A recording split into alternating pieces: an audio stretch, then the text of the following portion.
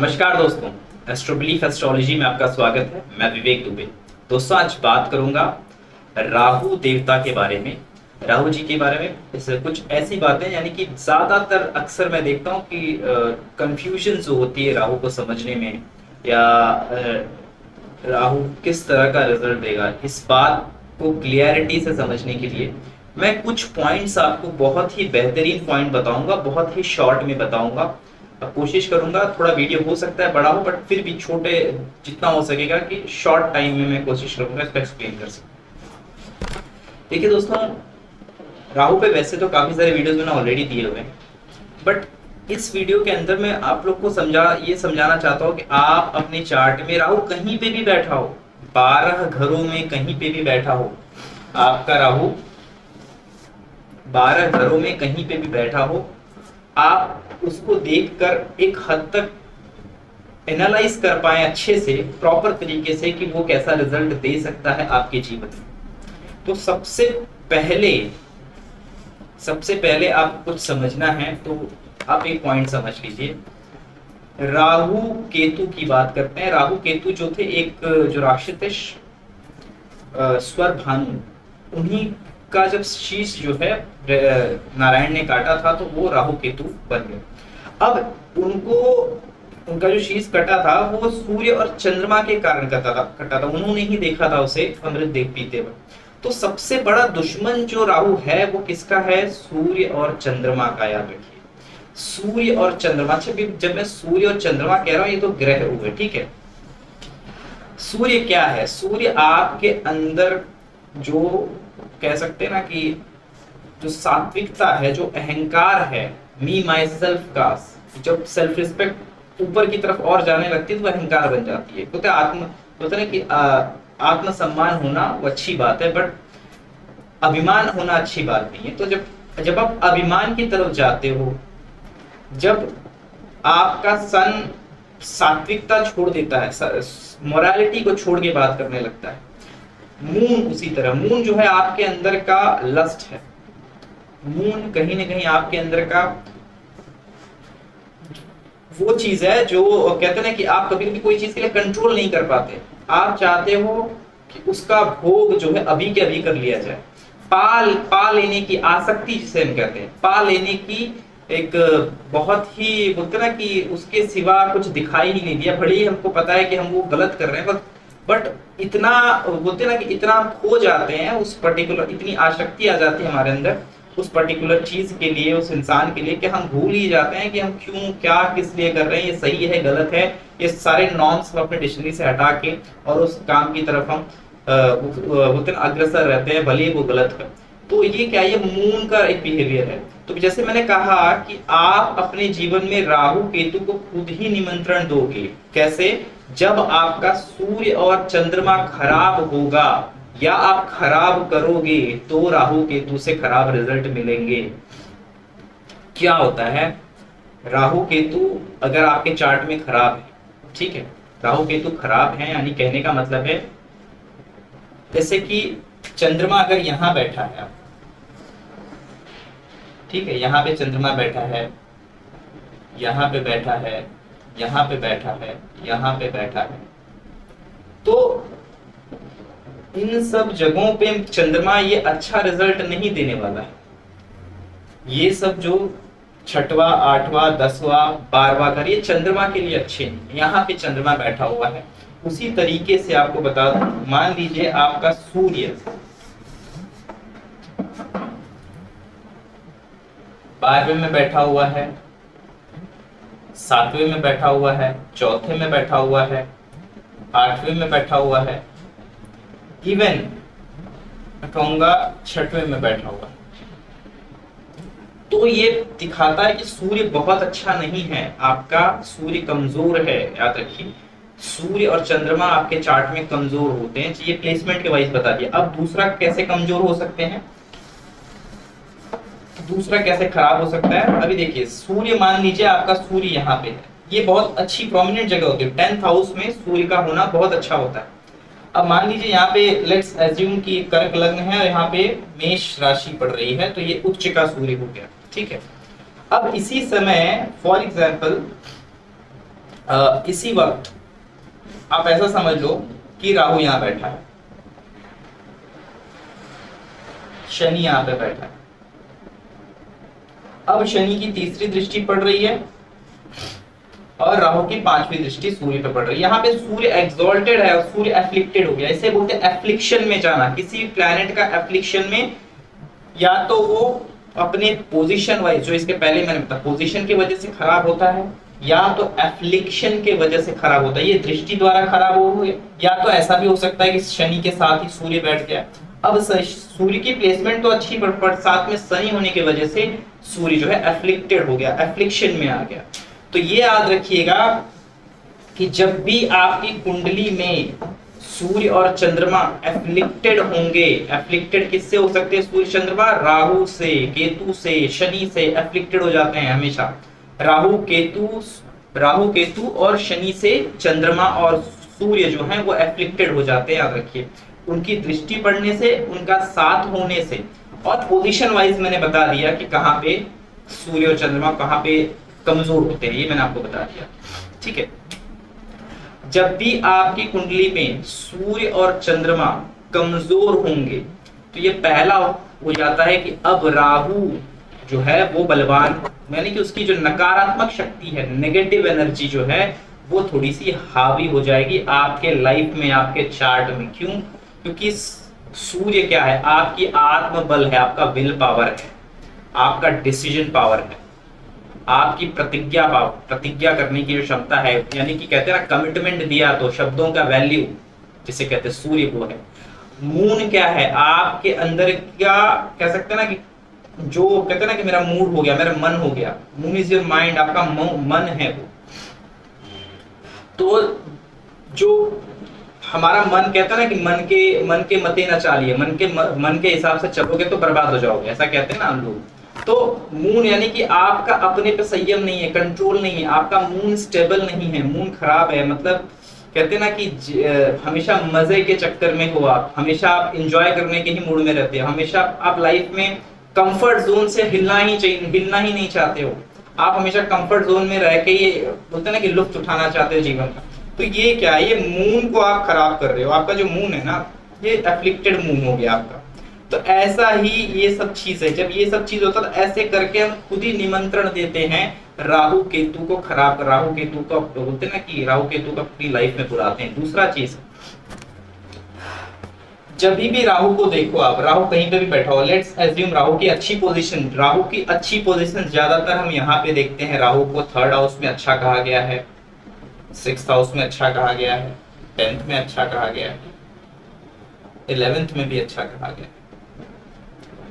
अच्छा, साइन कौन सी अच्छी होती है ज्यादातर राहु के लिए? ज्यादातर जो मैंने जो अनुभव किया है वो 10 नंबर की साइन अच्छी होती है, कैप्रिकॉर्न अच्छी होती है, 6 नंबर की वर्गो साइन अच्छी होती है, 11 नंबर की एक्वेरियस भी अच्छी होती है और 3 नंबर की जेमिनी भी अच्छी होती है। साइन वाइज भी यही साइन ज्यादातर बेहतरीन रिजल्ट देते हैं साइन में।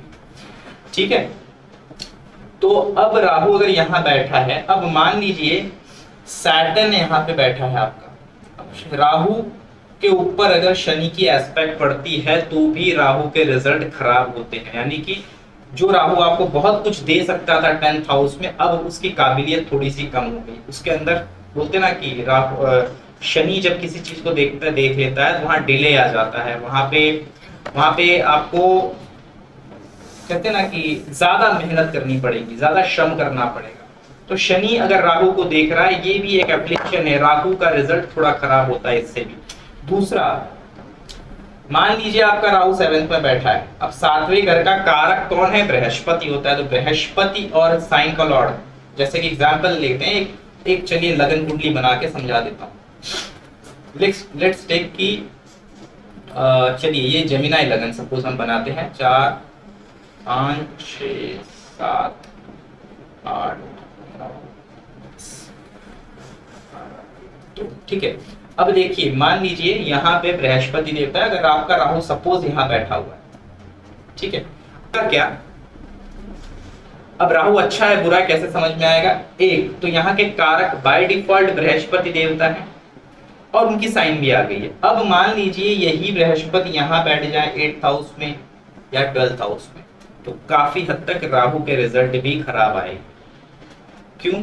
क्योंकि कारक जो है वह एफ्लिक्टेड हो गया है, साथ ही साथ घर का स्वामी बृहस्पति जो ऑलरेडी 9 नंबर आ रहा है, तो घर के स्वामी भी हुए, तो वो भी एफ्लिक्शन में आ रहा है। तो ये भी दिखाता है कि राहु यहाँ पे जो बहुत अच्छा रिजल्ट दे सकता है, सप्तम में बैठ के नेम फेम दे सकता है आपको, कहीं ना कहीं वो नहीं दे पाएगा। वहां पे आपको दिक्कत परेशानियों का सामना करना पड़ेगा। ठीक है, ये एक चीज है।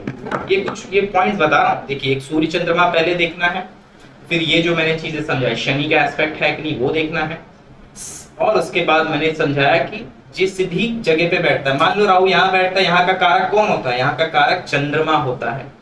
तो चंद्रमा अगर एफ्लिक्टेड है तो राहु का खराब आएगा। लेकिन चंद्रमा का रिजल्ट, अगर चंद्रमा अच्छा बैठा हुआ है, मान लीजिए आपका मून अच्छी जगह पे बैठा हुआ है, लेट्स टेक यहाँ बैठा हुआ है या लगन में बैठा हुआ है, तो ऐसे टाइम पे अब क्या होगा? राहु का भी रिजल्ट अच्छा मिलेगा। हालांकि 4th हाउस है, फिर भी अच्छा मिलेगा। यहाँ पे वो विदेश भेजने की भी, विदेश जाने की संभावना बढ़ा देगा। माता को कोई खास दिक्कत नहीं होगी, माता की हेल्थ भी अच्छी रहेगी। तो ये दिखाता है कि कैसे काम करता है राहु। राहु हमेशा बैठेगा तो आप हमेशा देखिए वहां का कारक और जिसका साइन है। मान लीजिए मून अच्छा है यहाँ पे, और लेट्स टेक यहाँ पे सपोज एग्जांपल 5 नंबर आ रहा है, टॉरस लगन की कुंडली बना देते हैं, तो 5 नंबर यहाँ पे आएगा। अब सपोज ये जो सन है यहाँ पे बैठा हुआ है, अब ये राहु बहुत अच्छा रिजल्ट देगा, क्योंकि सूर्य चौथे घर का मालिक भी अच्छी जगह पे है और चौथे घर का कारक चंद्रमा भी अच्छी जगह पे स्थित है। तो ऐसे समय में राहु की महादशा भी चलेगी तो आपको उत्तम रिजल्ट देगी, बहुत बेहतरीन रिजल्ट देगी। तो ये राहु पॉजिटिव राहु हो गया, बहुत सिंपली समझा रहा हूं।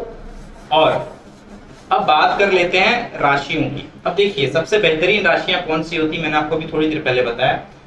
एक तो 10 नंबर की साइन यानी कैप्रिकॉन, 6 नंबर वर्गो, 3 नंबर जेमिनाई, 11 नंबर एक्वेरियस। कुछ हद तक ऐसा मेरा अनुभव है, एरीज फायर साइन में अच्छा रिजल्ट देते हैं, और टॉरस साइन में भी आपको अच्छा रिजल्ट मिलेगा राहु का। ये डिपेंड अपॉन द चार्ट और बाकी प्लैनेट्स के ऊपर होता है। बट इन राशियों में अगर मैं इन दोनों को हटा दूं, इन राशियों में ज्यादातर क्या, मकर, सबसे पहले तो मकर, कुंभ, कन्या और जेमिनाई में बैठा राहु अक्सर आपको लाभ देता नजर आएगा। ठीक है। अच्छा, और एक चीज, राहु खराब कौन से साइन में रिजल्ट देता है? सबसे इंपॉर्टेंट स्कॉर्पियो साइन, 8 नंबर की जो साइन है वृश्चिक राशि में। कहीं पे मान लीजिए आपकी कुंडली में 8 नंबर यहाँ पे आ रहा है, राहु यहाँ बैठा है, राहु की दशा अगर चली, राहु की दशा अगर चली तो वो तकलीफदायक होगी, ट्रांसफॉर्मेशन देगी, आपके सुख चैन के अंदर बहुत बड़ा बदलाव आ जाएगा, आपका कंफर्ट जोन पूरा का पूरा हिला देगा, क्योंकि चौथा घर आपका कंफर्ट जोन है। क्योंकि जल राशि में राहु जो है वो अच्छा रिजल्ट नहीं देता है, खास करके स्कॉर्पियो। याद रखिए, जल राशि कौन कौन सी है? स्कॉर्पियो है, 12 नंबर वाली पाइसेस है, और कर्क, कैंसर। ये जो है जल राशि है, इनमें खराब रिजल्ट दिखेगा। यानी खराब कहने का मतलब परसेंटेज वाइज डिवाइड कर लो कि राहु कितना खराब है। पहले साइन देख लो, साइन खराब हुआ 25%, यहाँ पे आप माइनस कर दो भाई, इसके रिजल्ट खराब हो गएंगे। अब आप देख लो, कारक देख लो, और जिसका घर है, घर का स्वामी जो है, उसकी स्थिति देख लो, उससे क्लियर हो जाएगा कि कैसा रिजल्ट देने वाला है राहु। उसके बाद जो मैंने आपको समझाया था, सबसे पहला पॉइंट जो था हमारा, सूर्य और चंद्रमा का स्थिति कैसा है, चार्ट में अच्छे बैठे हैं, बुरे बैठे हैं, कमजोर स्थिति में, ये देखना। ये सब होने के बाद आप ऑटोमेटिकली आपको क्लियर हो जाएगा कि राहु आपको इस चार्ट में अच्छा रिजल्ट देने वाला है या बुरा रिजल्ट देने वाला है, आपको बाय डिफॉल्ट क्लियर हो जाएगा। अच्छा, इतना होने के बाद अब एक चीज समझाता हूं, महादशा में कैसे काम करता है। अभी देखिए, लेट्स टेक आपका चंद्रमा यहां बैठा है, ठीक है, राहु यहां बैठा है, राहु यहां होगा तो ऑब्वियसली केतु यहां होगा, ठीक है, केतु यहां होगा, साथ ही साथ सपोज यहां पे सैटर्न भी है, शनि भी बैठा होगा, सपोज करते हैं। अब राहु की दशा में जब भी मून चलेगा ना, राहु की दशा में जब भी मून चलेगा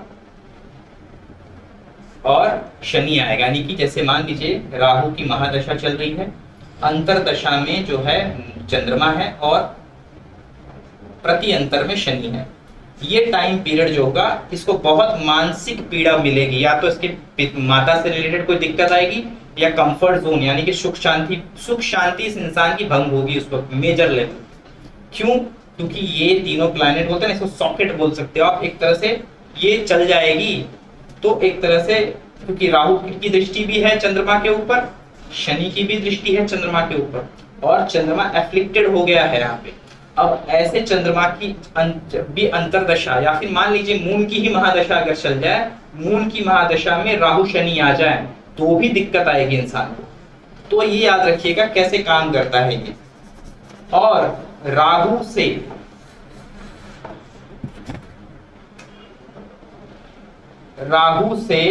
मान लीजिए आपका राहु कहीं पे बैठा हो, लेट्स टेक सपोज आपका राहु सपोज यहाँ बैठा है, ठीक है, 9th हाउस में राहु बैठा हुआ है। राहु से केंद्र में चंद्रमा शुक्र, चंद्रमा मान लीजिए कहीं पे बैठा हो शुक्र, उनकी महादशा में प्रत्यंतर दशा जब राहु चंद्रमा राहु शुक्र ऐसे जब आएगी, ये भी उस टाइम पे कुछ न कुछ टेंशन क्रिएट कराती है, ऑब्सेशन, किसी चीज का ऑब्सेशन हो जाना, कोई नया फालतू का रिलेशनशिप क्रिएट, कुछ ना कुछ नया बोलते ना बवाल आप अपनी जिंदगी में लेके आ जाते हो।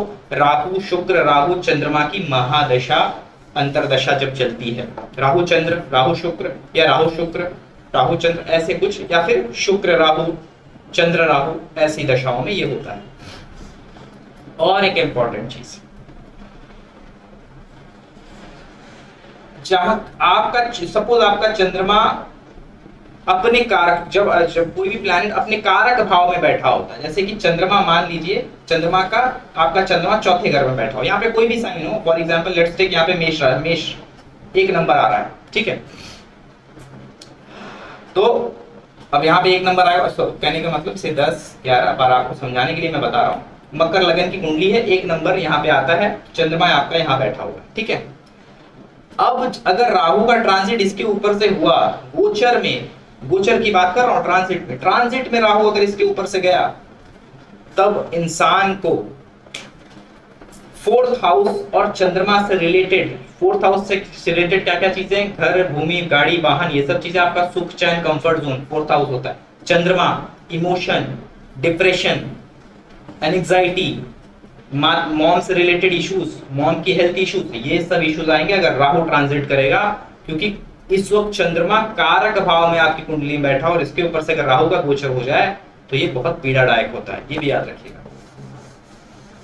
इसी तरीके से और किसी में भी आप लगा सकते हो, मान लीजिए बृहस्पति का ले लेते हैं, बृहस्पति आपका यहाँ बैठा हुआ है, अब पांचवा भाव बृहस्पति का कारक भाव भी होता है, और मान लीजिए यहाँ पे सपोज कोई भी एक साइन ले लेते हैं, सपोज सिंह राशि है यहाँ पे।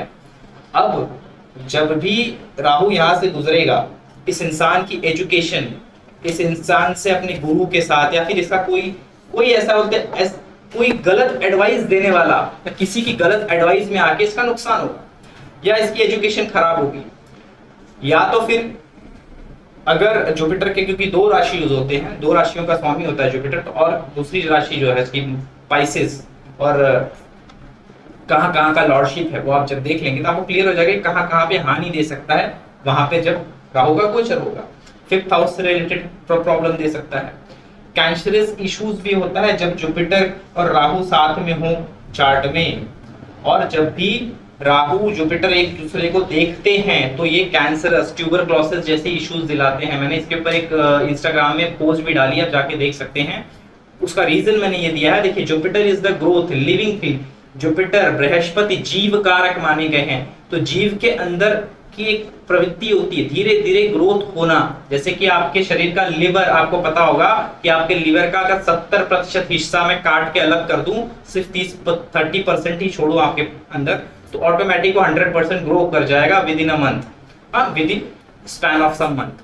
तो ये प्रवृत्ति होती बृहस्पति की ग्रोथ करने की, जीव ग्रोथ। अब राहु जब आ जाता है ना तो अनवांटेड ग्रोथ कराता है, क्योंकि राहु तो एक्सेस फ्लो ऑफ एनर्जी है ना, राहु के अंदर तो ऑब्सेशन है, पेशेंस कहाँ पे है, तो वो ऐसा ग्रोथ करेगा। और कैंसर में यही होता है कि आपकी बॉडी अनवांटेड सेल्स बनाने लगती है, आप किसी भी बीमारी का कॉज देखिए और प्लैनेट को देखिए, कौन सा प्लैनेट उसको दे सकता है। ट्यूबरक्लोसिस जो है, ट्यूबरक्लोसिस का कारक जो है बृहस्पति होते हैं, कहीं ना कहीं शनि भी होते हैं, क्योंकि शनि लॉन्ग टर्म डिजीज है ट्यूबरक्लोसिस। तो राहु बृहस्पति याद रखिए, जब एक दूसरे को देखें या चार्ट में साथ में हो रिलेटेड, अब उनको आपको इसमें महादशा ट्रांजिट दोनों लगाना है, तो लाइफ में ऐसे इश्यूज आते हैं, याद रखिए। ये मैं ये कह रहा हूँ, ऐसा नहीं कह रहा हूँ कि आपकी कुंडली में जुपिटर राहु साथ में बैठे हुए तो आपको कैंसर होगा, प्लीज इस तरह से एकदम ब्लंटली मेरे बातों को मत लीजिए। उसके लिए कुछ रूल्स होते हैं, जैसे कि मान लीजिए आपके कुंडली में 6, 8, 12 का कुछ दशा चल रहा है और उसी साल मान लीजिए जुपिटर राहु एक दूसरे को देख रहे हैं, या मान लीजिए आपके बृहस्पति के ऊपर से राहु का गोचर हो रहा है, या राहु बृहस्पति का ट्रांजिट ऐसे किसी हाउस में हो रहा है जहां से राहु और बृहस्पति एक दूसरे को देख रहे हैं। अब याद रखिए आपकी दशा किसकी चल रही है, 6, 8 की चल रही है या 8, 12 की चल रही है। तो ऐसे समय में आपको ऐसे रोग होने की जो बोलते हैं ना पॉसिबिलिटीज है वो बहुत ज्यादा होगी, आप इसको ऐसे समझिएगा, ठीक है। मैं ये नहीं कहता हूं आप, क्योंकि लोग गलत इंटरप्रेट कर लेते हैं मेरी बातों को कभी कभी। तो इस तरह से राहु को देखिएगा महादशा में। महादशा जब भी आप देखते हो राहु की, उसमें चंद्रमा शुक्र की महादशा पे विशेष ध्यान दें। और राहु में शनि भी, ये भी बहुत इंपॉर्टेंट टाइम होता है, या तो बहुत ऊपर लेके जाता है या तो बहुत धराशाही कर देता है। याद रखिए राहु शनि महादशा अंतरदशा एक दूसरे में जब आती है, तो ये अच्छा है भी है बुरा भी है, डिपेंड आपका चार्ट कैसा है। अब याद रखिए और एक रूल बता देता हूं, जब भी राहु 8वें में भी बहुत बार अच्छा रिजल्ट देता है, रिसर्च से रिलेटेड, इन सब चीजों से रिलेटेड, ऑकल्ट विद्याओं से रिलेटेड। बट एक चीज याद रखिएगा, ये यहाँ पे बहुत अच्छा रिजल्ट तभी दे पाएगा जब यहाँ का यानी कि इस घर का स्वामी, 8th हाउस का स्वामी जो है, 8th हाउस का स्वामी कोई भी हो सकता है, मान लीजिए यहाँ पे 3 नंबर आया तो बुध हो जाएगा।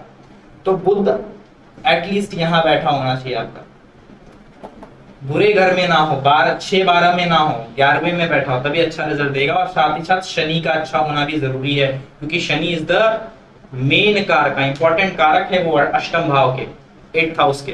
तो इस तरह से आपको कभी भी राहु की गणना करते वक्त ये सब चीजों का ध्यान देना है। बहुत आसान है राहु को अगर आप इस तरीके से इंटरप्रेट करेंगे। सबसे पहले सूर्य चंद्रमा को देखना है, उनकी स्थिति कैसी है। सूर्य चंद्रमा की स्थिति अच्छी है, पहला पॉइंट हमारा क्लियर हो गया कि कितना अच्छा होगा या कितना। दूसरा, जहां पे राहु बैठा है वहां का कारक, उस भाव का कारक और उस भाव का जो स्वामी है, मतलब जो भी साइन आई होगी वो उसका स्वामी हो जाएगा। मान लीजिए यहाँ पे 5 नंबर आया और राहु यहाँ बैठा है, तो स्वामी कौन हुआ, सूर्य हुआ। तो सूर्य की कंडीशन देखिए आप, ठीक है।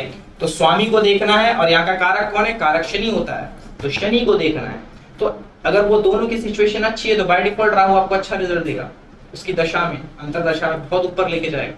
तो ये आपको इस तरीके से इंटरप्रेट करना है हमेशा। कुछ भी आप ऐसे मत सोचिए कि ये ऐसा है तो ऐसा हो जाएगा। और राहु को शनि देखेगा तो राहु के रिजल्ट्स दब जाते हैं, जितने एक्सप्लोसिव यानी ज्यादा से ज्यादा, अगर मान लीजिए बहुत अच्छा रिजल्ट दे सकता था राहु, तो खराब नहीं देगा बट उतना बेस्ट नहीं दे पाएगा। समझ रहे, राहु की शनि की दृष्टियां जो है वो एक तरह के बाधा का कारक बनती है, रोक देती है चीजों, डिले का कारक है। राहु किन किन चीजों का कारक है, राहु आपके अंदर की जो मैनिपुलेटिव स्किल है उसका कारक है, चालाकी है आपके अंदर की। राहु आपके अंदर की छुपाने की प्रवृत्ति है, राहु आपके अंदर की बोलते ना कि ड्यूअल प्ले, चेहरे पे चेहरा, धोखा, चीटिंग, इसकी भी प्रवृत्ति राहु है। राहु आपके सामने जो चीजें क्लियर नहीं है, क्लियरिटी नहीं है, जहां पे कंफ्यूजन है, Rahu is a confusion, illusion है राहु अपने आप में, अब राहु अपने आप में रिसर्च है। राहु आपके अंदर जो नहीं मिला है वो मिल जाने की प्यास है, राहु इच्छा है, एक बहुत ही इम्पेशेंस डिजायर जो आपसे कंट्रोल नहीं होती कभी कभी।